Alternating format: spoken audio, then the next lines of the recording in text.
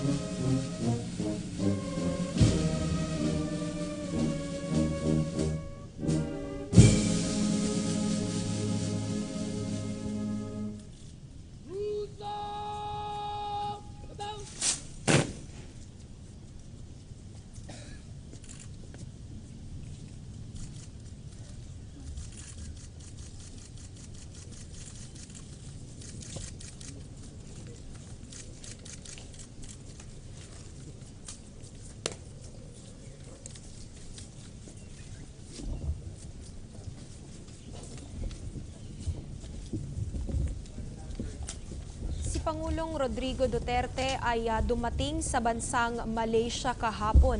At ayon nga sa ating PTV News reporter na tumututok dito sa state visit na isinasagawa ng ating Pangulong Rodrigo Duterte, ang ating Pangulo ay winelcome ng Filipino community nung siya ay dumating sa bansang Malaysia.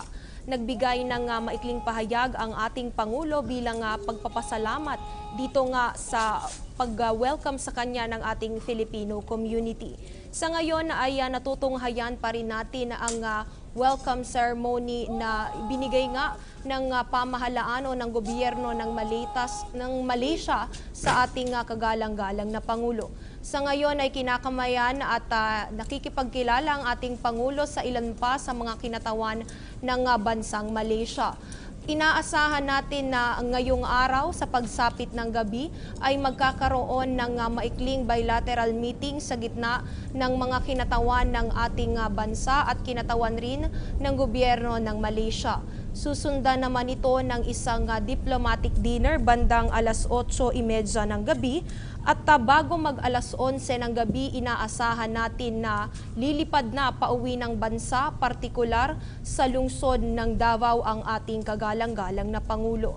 Dito ay aantabay ang ating ilang pang mga kasamahan sa media para marinig ang kanyang arrival statement bandang alas 2